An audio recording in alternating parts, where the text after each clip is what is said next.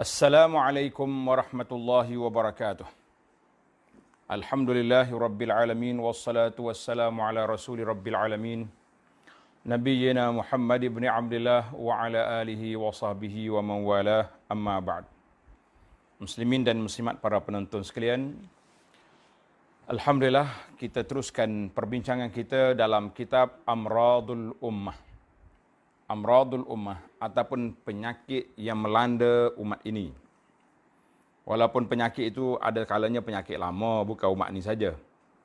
Tapi kita fokuskan perbincangan kita lah. Duk bincang hal lain pun susah juga kan. Jadi alhamdulillah dalam penyakit yang ke-26,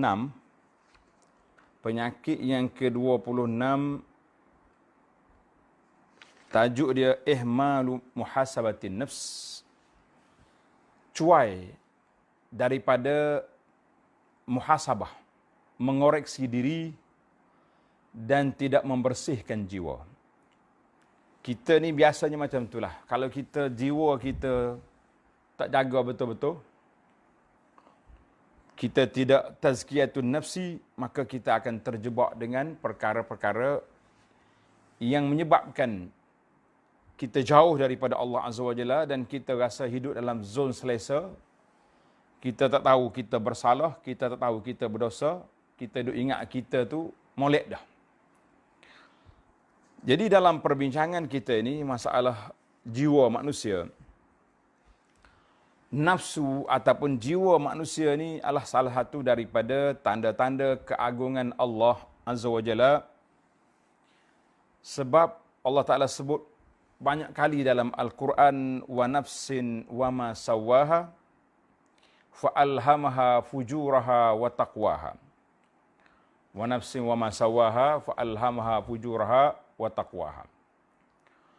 Jadi dalam ayat ini Allah Subhanahu wa taala minta supaya kita manusia ni bukan hanya setakat jaga body je. Dalam bab jaga body, makan, minum, jangan main, menu cukup, kan? Lengkap dia punya menu. Tapi ada satu lagi perkara yang kita tak lengkap, iaitulah dari sudut pendidikan ataupun tarbiyatun nafsi, pendidikan jiwa kita. Mungkin kita lepas gitu ya. Orang kata lak ya. Apa nak jadi, jadi. Lah, tidak mungkin. Jadi semua yang terjadi dalam jiwa manusia, ada jiwa yang tenang, ada jiwa yang tak tenang, ada jiwa yang Masya Allah mutmainnah, sentiasa mencari keredaan keampunan Allah Azza wa Jalla, dan ada jiwa yang suka berpoya-poya, suka kepada ikut hawa nafsu, suka kepada perkara-perkara keduniaan, tapi lara dia jauh daripada Allah Azza wa Jalla. Maka bila kita, Allah Ta'ala sebut, wa nafsin wa ma sawaha. Allah SWT telah ciptakan manusia ini, jiwa manusia, cipta diri manusia, khalaqaha sawiyatan mustaqimatan. Allah Ta'ala jadikan kita ni di atas landasan yang cantik, bersih, di atas fitrah kejadian yang sempurna. Asalnya. Maka, fa'alhamaha fujuraha wa taqwaha. Kemudian Allah Ta'ala alhamaha ay arrafaha. Allah Ta'ala tunjukkan kepada dia jalan-jalan hujur, yakni tak baik, yakni jahat, wa taqwaha, dan jalan yang baik. Allah Ta'ala perkenalkan kepada kita amal-amal ketaatan dan amal-amal maksiat. Allah Ta'ala juga perkenalkan jalan kebaikan dan jalan yang tak baik. Sebagaimana dalam surah Al-Balad, wa hadainahun najdaini. Dalam surah Al-Insan, inna hadainahu sabila imma syakiran wa imma kafura. Inna hadainahu sabil. Kami tunjuk pada mereka jalan. Imma syakiran, sama ada kamu ambil jalan syukur, beriman, wa imma kafura, ataupun jalan kufur. Mana mu pilih? Itu yang dikatakan manusia ikhtiar, di tangan kita. Namun begitu, kita tak boleh lari daripada takdir Allah Azza wa Jalla. Maka Allah Ta'ala telah beri ilham, beri dua jalan pilihan ini kita kena ambil. Di manakah jalan yang kita nak ikut? Di manakah jalan yang kita nak ikut? Jadi kita tengok nafsu kita ni, kalau kita didik dia, insya-Allah dia jadi baik. Sebagaimana kata di ulama ahlul qulub ataupun ulama tasawuf, dia kata nafsu kamu tu, kalau kamu tak sibuk dia dengan benda baik, syagalatka bil batil, dia akan sibuk kamu dengan benda batil. Ada lagi syair atau qasidah kata, an-nafsu kat-tifli in tuhmilhu syabba ala hubbir rada wa in taftimhu yanfatimi. An-nafsu kat-tifli.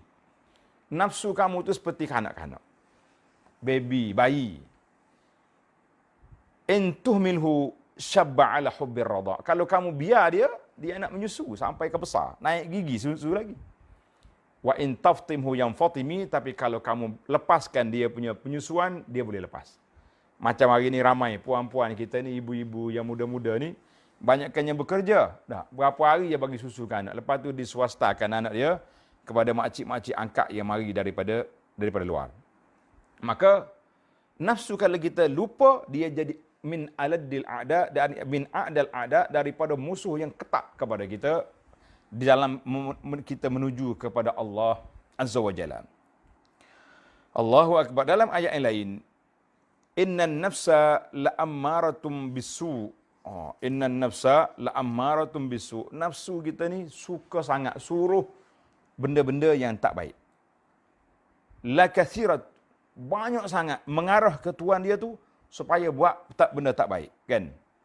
Illa ma rahima rabbi, illa kecuali orang-orang yang Allah Ta'ala beri rahmat kepada dia, maka dia selamat. Masya Allah, tabarakallah. Maka kata di para ulama tafsir, di dalam ayat surah Asy-Syams, wa nafsin wa ma sawwaha fa'alhamaha fujuraha wa taqwaha. Ayat awal yang kita baca tadi, kan? Dan nafsi, jiwa manusia, diri manusia, wa masawah, apa yang Allah Ta'ala telah buat dengan begitu teliti, fa'alhamaha fujuraha wa taqwaha. Kata di para ulama, contohnya Al-Imam Ibnu Katsir kata, qad aflaha man zakkaha, sesungguhnya bahagialah orang-orang yang membersihkan jiwanya. Siapa dia bersih jiwa dia? Wa qad khaba man dassaha, dan rugi, celaka orang-orang yang mengotorkan jiwanya. Kata Al-Imam Ibnu Katsir rahimahullahu taala, qad aflaha man zakka nafsahu ay bi ta'atillah. Sesungguhnya bahagialah orang yang membersihkan jiwa dia. Bersih dengan apa? Bersih dengan ketaatan kepada Allah Azza wa Jalla. Wa taharha, dan dia bersih jiwa dia daripada akhlak-akhlak yang buruk. Ini. Wa qad khaba man dassaha, dan celakalah orang yang mengotor akhlak dia, diri dia, dengan apa? Dengan melakukan maksiat dan derhaka kepada Allah Azza wa Jalla. Masya Allah, tabarakallah. Dalam tafsir Taisiril Karimir Rahman kata, qad aflaha man zakkaha tahara nafsu minaz zunub. Dia telah bersihkan jiwa dia daripada dosa dan bersihkan dia daripada keaifan. Dosa tu satu. Satu lagi benda-benda yang aib. Macam perangai tak juh, perbuatan-perbuatan yang tidak baik. Kita kena bersihkan dua-dua, yang zahirnya, yang batin. Para jemaah sekalian, kita duduk atas dunia ni ada dua perkara yang perlu kita kena ingat. Satu, dia panggil dosa-dosa yang zahir. Ini orang nampak. Orang boleh tengok. Hari-hari orang nampak, dia ni tak solat. Solat pun payah juga nak kira. Dah. Sebab zaman kita hari ni ada sebahagian orang sukar sangat nak pergi masjid. Jadi kita nak kesan, orang tak pergi masjid tak solat, tak boleh, tidak adil itu. Dia tak pergi masjid, mungkin dia solat di rumah dia. Kita tak kiralah zaman PKP ni kan. Ini semua orang tak boleh pergi masjid. Maka yang zahir mudah nampak. Dia berjudi, orang nampak. Orang ni minum arak, nampak. Lebih-lebih sekarang ni zaman tular, oh bahaya betul. Sekali orang senik gambar, Masya Allah, tabarakallah. Kan? Nampak selalu. Tapi satu lagi maksiat yang perlu kita tazkiyah, yang perlu kita bersih, yang perlu kita sucikan dia, iaitulah maksiat batin. Kita buat amal tidak ikhlas. Siapa tahu kita tak ikhlas? Kita je tahu. Allah SWT Maha mengetahui. Maknanya Tuhan dia je tahu kita ikhlas tak ikhlas. Dalam hati kita perasaan hasad, berdendam, dengki dengan orang. Siapa tahu? Kita je tahu. Cuma sekali-sekala Tuhan dia sendiri yang mendedahkan keburukan dia dengan cara mana? Dia luahkan perasaan dia. Dia tulis dekat Facebook ke, beritahu kepada orang, aku benci dengan dia tu, aku tak suka dia tu, aku macam-macam aku lah, kan. Maka orang tahu. Tapi kalau dia sembunyikan, dasar keburukan tadi dia sembunyi, siapa tahu? Tak ada orang tahu. Maka qad aflaha man zakkaha, bahagialah orang yang membersihkan jiwa dia, zahirnya, batinnya. Yang zahir, insya-Allah orang mudah nak nampak bersih. Macam mana dia tu? Masya Allah. Saya duduk dekat dia, nampak duduk tasbih je. Nampak dia selalu berulang-alik ke masjid je. Nampak dia banyak bantu orang nampak yang zahir. Tapi dalam hati dia, waktu dia bantu, kita tak tahu macam mana. Adakah dia ikhlas, tak ikhlas? Tak boleh nak nilai kita. Kan? Hari ni orang keluar satu gambar, orang pergi bagi sumbangan. Dia belajar dengan cucu Nabi, nama dia Syekh Ali Zainal Abidin radhiyallahu anhu wa an abihi. Ali Zainal Abidin, dia sedekah cara sembunyi. Dia letak orang tak tahu, tuan rumah pun tak tahu. Mari mana tak tahu. Jadi orang kata sebaik-baiknya kalau kita nak sedekah, sedekahlah cara rahsia. Jadi ada orang pertikai, dia kata kalau kita macam ni, NGO kita tak bergeraklah, orang tak nampak kerja kita. Pandai-pandailah. Sebab niat kita tu dalam hati. Sama ada kita zahir ataupun kita sembunyi, ikut maslahah. Ikut maslahah. Maslahah orang yang memberi dan maslahah penerima kita kena ambil. Eloknya muka dia digelapkan supaya kita tak nampak, tidak mengaibkan orang tu dan sebagainya. Baiklah para jemaah sekalian. Itu dari muqaddimah kita, beberapa ayat yang kita baca. Kemudian kita lihat pula kepada tentang muhasabah diri. Disebut dengan nama muhasabatun nafsi. Apa makna muhasabah diri? Artinya kita semak balik diri kita. Kita semak balik diri kita tentang apa yang dah kita buat dan apa yang patut kita buat supaya kita tahu kita sekarang ini berada atas landasan yang begitu benar ataupun salah. Maka siapa yang boleh tahu kita benar ke kita salah? Kita je tahu, kan. Jadi kita kena usahalah supaya kita sentiasa bermuhasabah, sentiasa ikhtiar untuk membersihkan jiwa kita, insya-Allah. Kalau tidak, memang kita duduk bergeluman dengan dosa hari-hari, orang lain nampak kita macam bersih, kita nampak macam comel benar, tapi kita sendirinya, kita tahulah apa yang kita buat, kan. Kata Al-Imamul Mawardi, tanda tuan-tuan. Imam Mawardi ada sebuah kitab dia, saya dah berapa kali ulang dah, supaya ustaz-ustaz kita ni baca kitab Imam Mawardi. Nama dia Adabud Dunia Wad Din. Ada adab dalam dunia ni, adab agama. Apa makna muhasabah? Muhasabah tu apa? Muhasabah ni kata dia, an yatasaffahal insanu fi lailihi ma sadara min af'ali nahari. Setiap orang kena semak balik perbuatan-perbuatan dia pada malam hari, apa yang dia buat siang tadi. Maknanya sebelum kita tidur, macam orang berniaga lah juga. Kan? Orang berniaga ni sebelum dia tutup kedai, dia semak dulu rekod. Hari ni berapa kemasukan duit, berapa yang keluar, berapa jualan, berapa keuntungan. Jadi kita kena buat. Fa in kana mahmudan, andainya amalan kamu pada hari ini baik, amdahu, kita teruskan esok insya-Allah taala.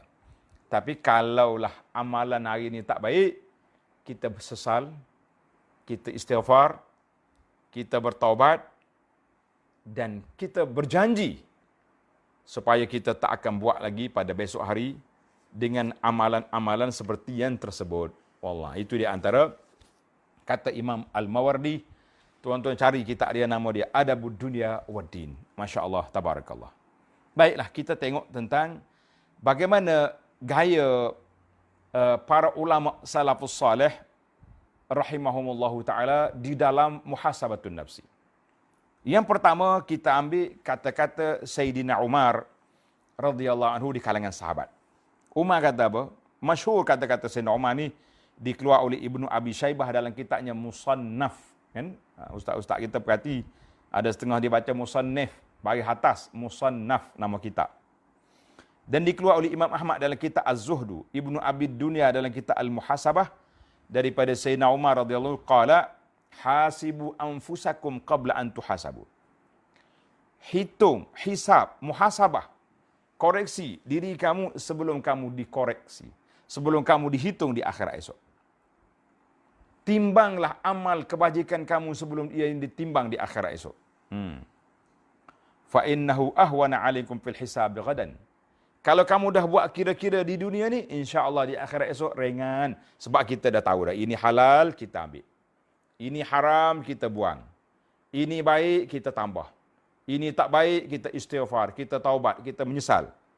Ringan esok insya-Allah taala. Dan wa tazayyanu lil 'ardil akbar. Hendaklah kamu hiaskan diri kamu dengan amalan-amalan yang baik, dengan sifat-sifat yang baik, persiapan untuk kita bertemu dengan satu pembentangan agung di hadapan Allah Azza wa Jalla yang tidak ada rahsia pada saat itu. Masya Allah, tabarakallah. Itu kata Sayyidina Umar radhiyallahu anhu. Kemudian kita pergi kepada ulama salafus salih. Kata di Syekh Maimun bin Mahran rahimahullahu taala. Maimun kata apa? La yakunul 'abdu taqiyan hatta yuhasiba nafsahu muhasabat asy-syarik asy-syahid. Dengar kata-kata menarik. Dia kata, tidaklah dianggap orang itu betul-betul bertakwa, orang itu betul-betul takut pada Allah Azza wa Jalla, sehingga dia muhasabah diri dia, jiwa dia, sebagaimana muhasabah partner dia yang sangat bakhil dalam syarikat. Allahu Akbar. Kita kalau kita berniaga, member kita pula, partner kita ni seorang yang sangat bakhil. Kedekut hangit, kata orang. Orang Kelantan kata kupik. Tuan-tuan kena ingat. Bakhil, kedekut, Kelantan kata kupik. Kupik pelik nah dia ni. Dia kira semua dah. Beli pen sebatang pun kira. Tulis tak? Tulis. Gitulah sepatutnya kita muhasabah diri kita sebagaimana muhasabahnya kawan kita yang begitu bakhil dalam syarikat. Maknanya kita dengan amalan kita semok selalu. Semok juga. Kadang-kadang kita takut pada jemaah sekalian dibimbangi. Kita bimbang takut apa? Takut kita terjebak nanti dengan perkara-perkara yang tidak baik. Terbawa tak selesai di dunia, dibawa perbicaraan di akhirat. Ketika itu apa kita nak buat? Allahu Akbar. Kata-kata Syekh Maimun ni juga dikeluar oleh Ibnu Abi Syaibah dan lain-lain ulama yang saya sebut tadi. Wa qala Syekhul Al-Hasanul Basri rahimahullahu taala, seorang ulama tabi'in, nama dia Al-Hasanul Basri. Hasan Basri ni seorang tokoh yang sangat hebat lah. Orang kalau sebut Hasan Basri, orang tahu belakang dia ni hebat, kan? Apa dia kata? Hasan Basri kata, innal mu'min qawwamun ala nafsihi. Seorang mukmin itu sangat-sangat kontrol, jaga, kawal jiwa diri dia. Yuhasibu nafsahu lillah. Sentiasa dia ulang kaji, sentiasa dia semua amalan dia, perbuatan dia kerana Allah Azza wa Jalla. Sebab apa? Ringanlah, mudahlah hisab di hari kiamat esok kalau kita dah kira di atas dunia ni. Tinggal lagi beberapa part yang kita tak nampak, yang kita orang panggil terperangkap, yang kita terpedaya, mungkin tinggal yang kita tak tersedar, sikit-sikit je lagi. Tapi kalau semua tak kira, berat kita di akhirat esok. Masya Allah, tabarakallah. Allah kata dia namanya. Jadi, sangat-sangat susah di akhirat esok. Siapa dia?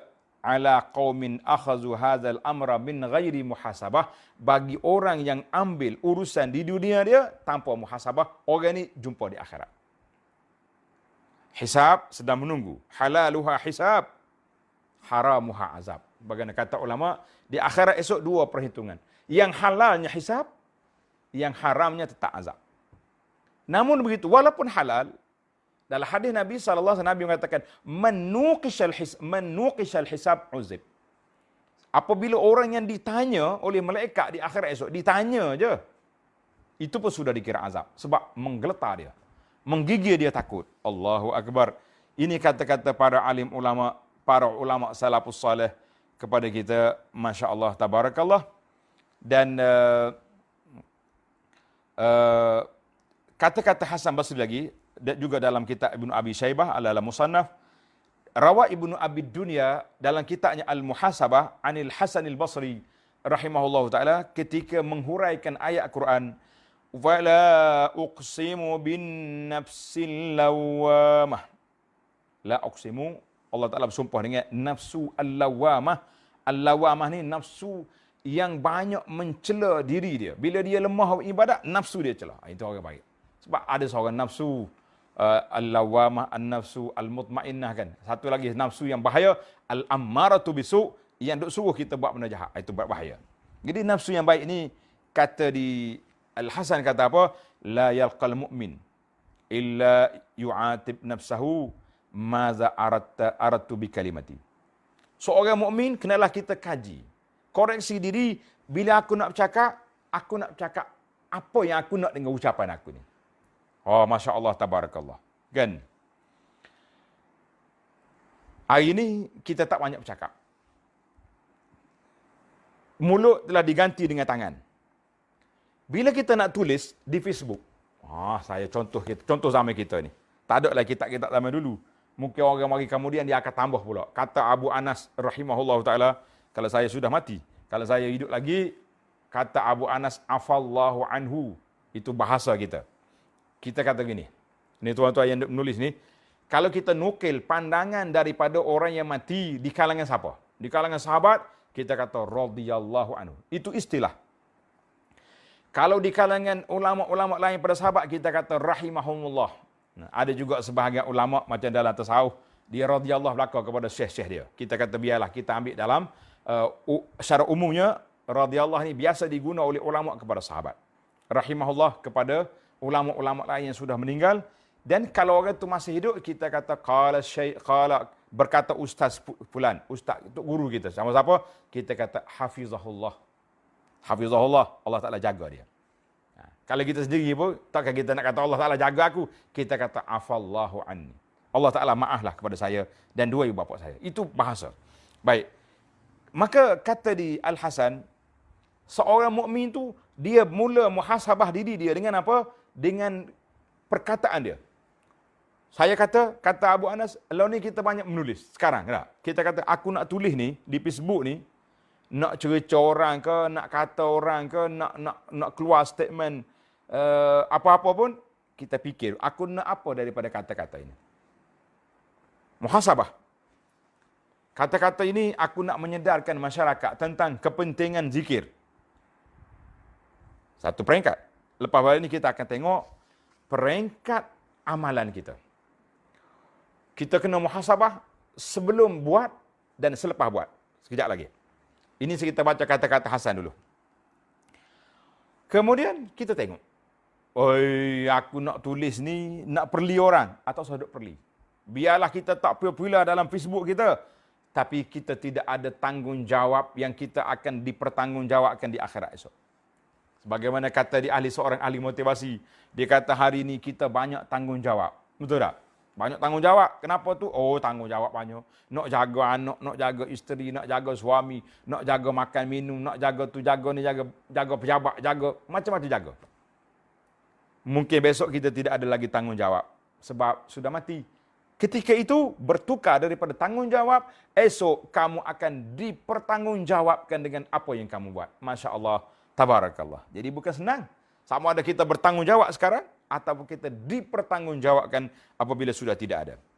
Yang kedua, maza aradtu bi aklati. Kalau kita nak makan, kita mikir, aku nak makan untuk apa? Untuk nak menguatkan ibadat.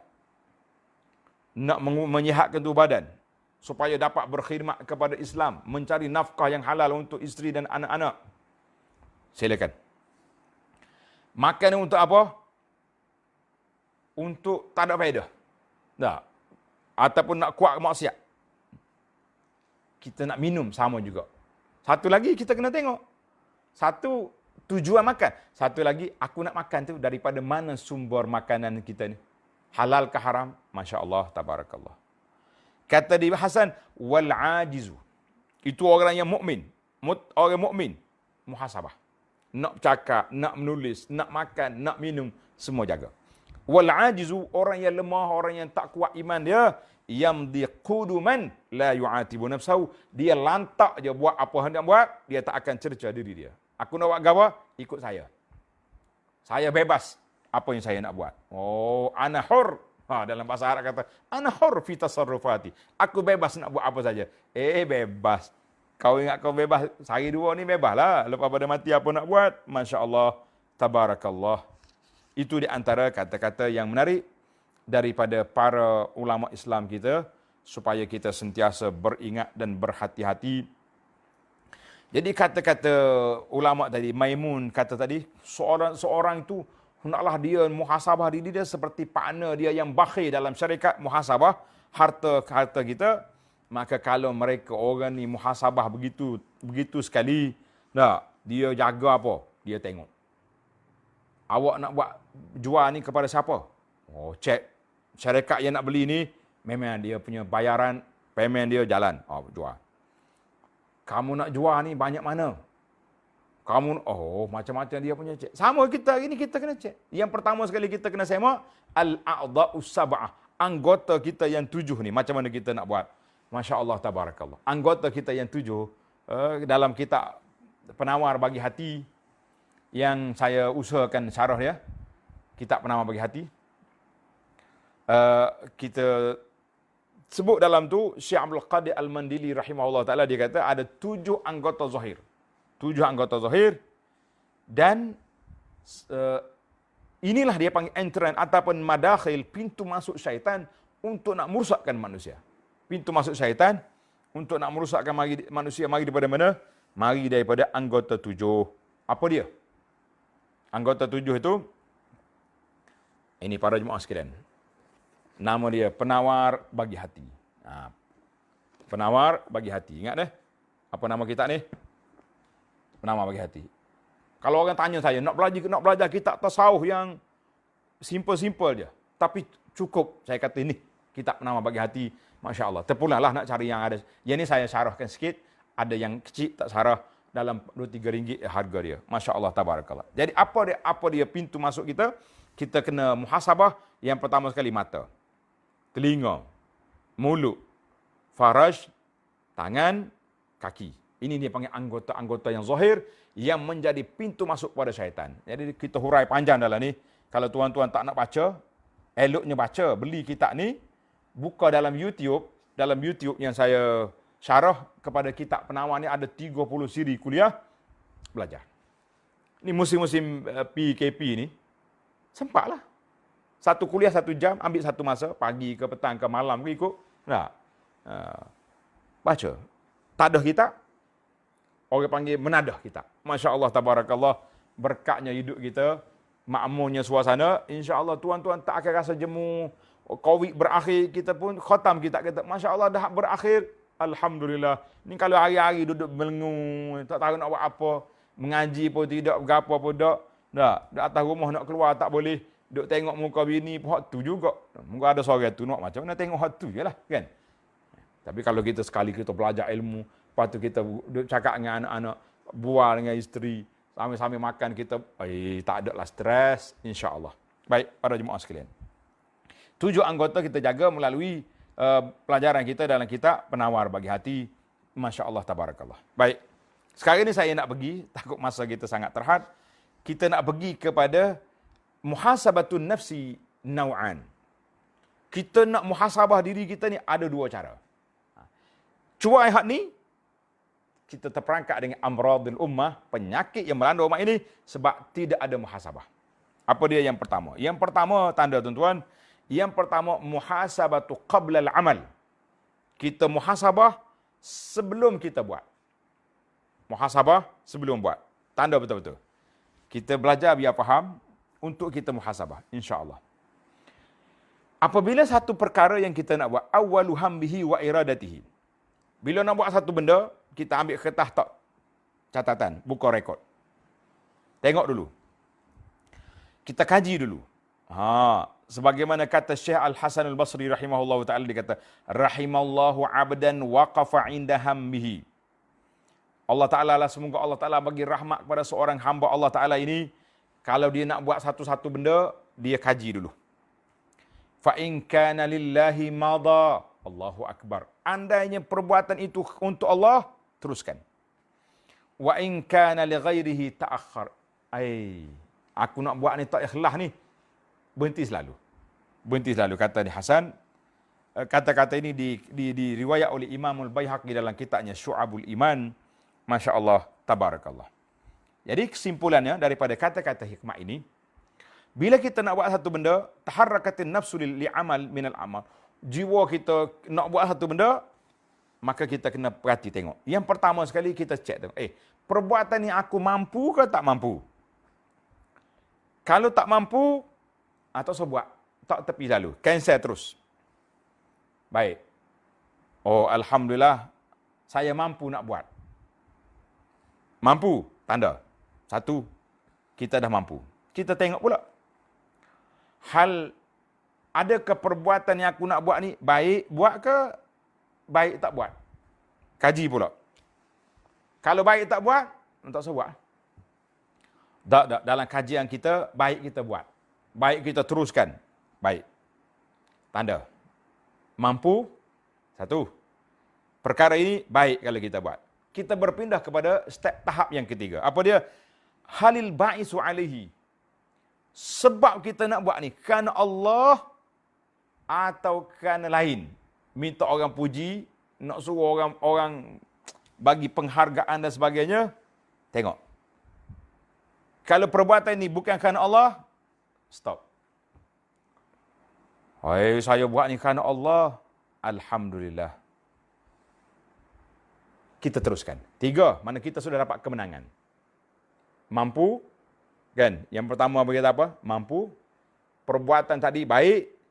Kita pun telah baiki diri kita, muhasabah, bahawa kita nak buat ini kerana Allah. Teruskan. Kita akan pergi pula kepada tahap yang keempat. Adakah perkara yang kita nak buat ni ada kemampuan mendapat pertolongan daripada kawan-kawan, daripada NGO, daripada kerajaan, daripada siapa, ataupun tidak? Tengok, yang keempat. Kalau kita kata, Alhamdulillah, tak ada siapa nak tolong, maka kita kena buat setakat yang kita mampu. Jangan besar-besar. Kita buat setakat mana kita mampu. Sebagaimana kata di dalam kitab sirah, Nabi SAW, dia memang nak hapuskan syirik di Mekah. Tapi tidak ada kekuatan, tidak ada penolong. Maka Nabi sabar sampai 13 tahun. Berhijrah ke Madinah dulu, barulah balik. Berapa tahun balik? Tahun yang ke-8 baru masuk Mekah. 8 tahun punya perjuangan, itu cara. Maka 4 perkara ini kita kena muhasabah sebelum kita buat. Kalau kita tak mampu, yang ni kita takut sekarang ni para jemaah sekalian. Ambil setiap benda yang kita nak buat, letak depan. Aku nak buat ni, nak tulis ni, nak keluar kata-kata ni. Elok ke tak elok? Elok. Cek hati pula. Ikhlas ke tak ikhlas? Kalau tak ikhlas, letak. Allahu Akbar. Itulah yang dikatakan oleh para ulama. Ada ulama tulis kitab sampai berbelah tahun. Orang tanya Syekh, kenapa kitab kecil lama sangat? Dia kata aku tulis sampai 4-5 muka surat. Tiba-tiba masuk terdetik dari hati aku. Kitab ni aku ni kalau terbit nanti akan menimbulkan syuhrah, masyhur aku. Jadi glamour aku. Dia berhenti tulis kitab. Masya Allah, tabarakallah. Pasal itulah kita pun hari ni kena mikir juga. Aku ni nak keluar.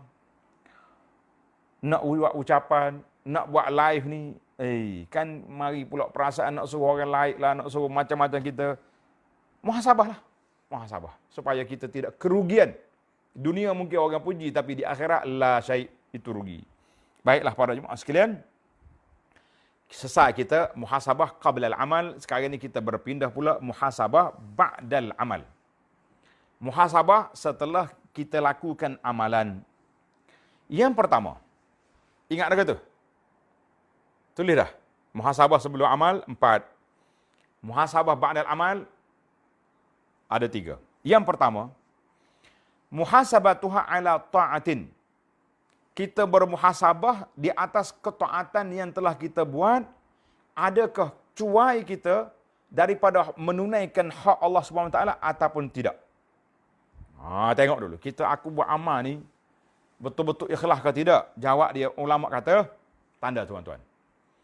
Haqqullah, hak Allah Ta'ala di dalam ketaatan ada 6 perkara. Hak Allah Ta'ala dalam ketaatan berapa? 6 perkara. Yang pertama, al-ikhlas. Ikhlas dalam amal. Kita buat ni kerana Allah. Tak apa, tak tulis pun lillahi ta'ala, tak perlu. Yang kedua, an-nasihatu lillahi fih. Kita kena tujuan kita nak keluarkan kata-kata, nak keluarkan tulisan, nak keluarkan poster ini semata-mata kerana nasihat untuk orang beramal kerana Allah Ta'ala. 2. Yang ketiga, mutaba'atul Rasul sallallahu alaihi wasallam fih. Kita nak ikut sunnah Nabi sallallahu alaihi wasallam. Tapi kalau kita sebar amalan-amalan yang tak mari daripada sunnah, walaupun dibuat oleh siapa-siapa saja, tuan-tuan guru, ulama-ulama yang kita kagum, kita kata itu ada masalah. Kita nak ajar orang beribadat ni biarlah ikut sunnah Nabi sallallahu alaihi wasallam. Sebab itu hari sekarang ni bila mari musim ramai orang akan naik tarah imam tarawih pada tahun ini, kan? Dulu kita duk kritik imam, tahun ni kita kena jadi imam. Saya tengok ada orang keluar format dalam kitab ni. Saya kata kenapalah nak menyusah sahabat-sahabat kita? Kenapalah nak menakut-nakutkan bakal-bakal imam tarawih pada tahun ini? Saya keluar satu kata-kata yang mudah. Tuan-tuan dan puan-puan, solat tarawih, solat yang paling mudah. Sebab macam solat biasa. 2 rakaat. Sudah kita baca Al-Fatihah. Kemudian kita bacalah surah yang kita ingat. Tak payahlah pomek-pomek dia ikut Al-Hakumut Takasur begini. Ikut yang kita ingat keluar Allah, baca keluar Allah. Kemudian selepas solat, sambung pula. Solat yang kedua. 2 rakaat lagi. 2 rakaat lagi. Ini acara cerah tengah. Kalau pandai apa? Kalau tak pandai diam. Nak kata apa? Ya, paling tidak pun kita istighfar, astagfirullah. Kalau kita kata Allahumma salli ala. Yang pentingnya tak ada acara yang diajar oleh Nabi sallallahu alaihi wasallam format tertentu, yang adanya salatul laili masna. 2 rakaat cukup 8 berhenti, cukup 10 berhenti, cukup 20 berhenti. Alhamdulillah, nikmat. Baik. Yang keempat, syuhud. Hendaklah kita menyaksikan dengan mata hati kita masyhad al-ihsan. Tingkatan ihsan dalam perbuatan kita. Apa nak ihsan? Makna kita buat ni seolah-olah ka'annaka tara, an ta'budallah ka'annaka tarah. Kita buat betul-betul kerana Allah Azza wa Jalla. Kalau kita tak rasa kita tengok Tuhan, Allah tengok kita. Cukuplah. Kenapa nak sibuk-sibuk, kan? Yang kelima, kita menyaksikan dengan mata hati kita nikmat anugerah yang Allah Ta'ala beri kepada kita ni. Masya Allah, kenapa aku ibadat ni tak kuat, sedangkan Allah Ta'ala pilih aku untuk beribadat. Yang keenam, kita kena menyaksikan kelemahan kita, kecuaian kita di dalam melakukan ibadat. Maka, yang pertama sekali, muhasabah selepas kita beramal, kita tengok, aku solat tadi sempurna ke tidak? Aku pergi haji sempurna ke tidak? Aku puasa ni jaga molek ke tidak? Kau puasa tak makan je, tak masuk ya makanan, tapi keluar dia punya perkataan, keluar dia tak berhenti. Sebagaimana kata dalam hadis, man lam yada' qaula zuri wal amala bihi, siapa dia tak tinggal perbuatan perkataan yang dusta dan masih lagi melakukannya sedang dia berpuasa, falaisa lillahi hajatun fi an yada'a ta'amahu wa syarabahu. Allah tak berajak mu tinggal makan minum. Baik mu tak puasa, perangai lagu ni bukan nak suruh kita buka puasa, tapi puasa tu biar ada kualiti. Masya-Allah, tabarakallah. Baik, kita berpindah kepada muhasabah yang kedua, an yuhasiba nafsah. Kita muhasabah diri kita setiap amalan kita, kana tarku khairan lahu min fi'li. Kalau kita tak buat, lebih baik dia kita buat. Kita muhasabah, kenapa aku tak buat benda ni? Kenapa aku tak buat? Rupanya bila kita rasa tak buat tu nasib baik. Sebab kalau aku buat, banyak tanggungjawab kita di hadapan Allah Azza wa Jalla. Muhasabah. Nasib baik aku tak buat tadi. Dosa benda ni rupanya. Salah benda ni, kan? Tak baik benda ni. Orang Kelantan kata tak juru benda ni. Nak kata apa? Yang ketiga, muhasabah diri dia dalam perkara-perkara yang harus. Perkara yang harus. Perkara yang harus kita boleh buat, tapi jangan boros, jangan terlalu banyak. Tapi perkara yang harus ni dia boleh bertukar daripada adat kepada ibadat berpahala. Ingat baik-baik. Contoh kita makan. Dah makan hari ni? Makan. Waktu makan tadi niat apa? Mana ada ustaz orang makan nawaitul akla. Saja aku makan kerana Allah Ta'ala. Tak, bukan lagu tu. Tu budak-budak belajar niat solat. Ya. Nawaitul sama dia belajar niat puasa. Nawaitul makan tak ada. Kita sendirilah benda yang harus kita letak suatu perkara yang boleh pahala. Macam mana? Aku makan tadi nak menguatkan tubuhku untuk beribadat. Aku duduk dengan isteri aku, suka-suka dengan dia. Kenapa? Supaya nak menghilangkan gelora nafsu dalam jiwa yang nak tengok nak buat dengan orang lain. Buat yang halal, susah masalah. Kalau yang muda-muda, sebab itulah saya bergurau. Orang lain pun duduk gurau juga. Dia kata habis waktu PKP ni, ramailah orang yang positif. Ada seorang budak ni terkejut. Oh ustaz, kenapa cakap macam tu? Saya bukan doa positif ni. Kita semua tak nak positif. Kawit, positif. Lepas PKP ni lah. InsyaAllah ta'ala ramai yang positif. Sebab duduk diam kat rumah, ya, tak ada gimana. Nah, baik. Kalau kita niat semua ni kerana Allah Ta'ala, kita buat ini, maka walaupun dia tu adat, semuanya berpahala. Masya Allah, tabarakallah. Tidak ada yang rugi. Jadi yang ruginya para jemaah sekalian, apabila kita tidak bermuhasabah, maka itulah manusia yang rugi serugi-ruginya di atas dunia dan rugi juga di akhirat nanti. Kenapa dia rugi di akhirat? Sebab pahala tak ada. Itu untuk benda harus. Tapi kalau dia buat dosa, maksiat, tuan-tuan sendiri boleh tahu. Allahu Akbar. Masya Allah, tabarakallah. Sebagai penutup, panjang lagi dalam kitab ni saya rengkah-rengkah je para jemaah sekalian untuk kita belajar. Kata di seorang ulama sahabat, nama dia Ibnu Mas'ud. Kata Ibnu Mas'ud, tulis. Kata Ibnu Mas'ud radhiyallahu anhu, "Utlub qalbaka fi thalathati mawatin." Kamu sema muhasabah hatimu 3 tempat. Muhasabah hati kita berapa tempat? 3 tempat. Yang pertama, inda sama'il Quran. Bila kita dengar Quran, hati kita ni rasa gemetar ke tidak? Rasa khusyuk ke tidak? Ke rasa dengar Quran serabut? Allah, baca Quran pula. Kita nak dengar lagu. Sudah. Mana orang ni tak ada hati orang ni. Ini bahaya sekali. Yang kedua, wa fi majalisiz zikri. Ketika kita duduk dengar kuliah, waktu kita duduk dengar tazkirah, kan? Tak terasa apa-apa. Orang ni cerita bak mati pun air mata tak relax ya. Orang panggil buat dak ya, tak rasa. Yang ketiga, wa fi awqatil khalwah. Ketika kita sunyi, kita duduk solat malam-malam, adakah kita rasa takut pada Allah Taala? Adakah gementar hati kita takut pada Allah Subhanahu Wa Taala? Ataupun tak ada rasa apa-apa. Bangun waktu khalwat pukul 5 pagi, duduk mesej. Duduk atas WhatsApp. Tak tahu mari mana dia punya WhatsApp. Kita kata ini di antara kerugian yang amat besar. Apa yang ruginya? Apa yang rugi? Rugi dianya masa munajat Allah Ta'ala kita rugi. Kata Ibnu Mas'ud radhiyallahu anhu, Ibnu Mas'ud kata apa? Fa illam tajid qablaka fi hadhihi al-mawatin. Kalaulah hatimu tak khusyuk, tak rasa apa-apa, baca Quran tak rasa, duduk majlis zikir tak rasa, waktu kita sunyi Allah Ta'ala pun tak memberi kesan. Fasalillaha, doalah dengan Allah Ta'ala supaya minta Allah Ta'ala kembalikan hati kamu. Fa innahu la qalbalak. Ketika itu kamu tidak ada hati dan perasaan. Masya Allah, tabarakallah. Kata-kata ini ditulis oleh dalam kitab Al-Fawaid. Yang terakhir, para jemaah sekalian, untuk kita muhasabah. Dalam sebuah hadis yang sahih diriwayat oleh seorang sahabat nama dia Thauban. Thauban ni maula, hamba Nabi SAW. Nabi kita bersabda, la'lamanna aqwaman min ummati. Nabi kata, aku tahu ada sekumpulan daripada umat aku, ya'tuna yaumal qiyamati bihasanati amsali jibali Tuhamah. Dia mari pada hari kiamat dengan pahala sebesar bukit Tihamah. Besar bukit ni. Allahu Akbar. Pahala bergunung. Fayaj'aluha Allahu azza wa jalla haba'an mansurah.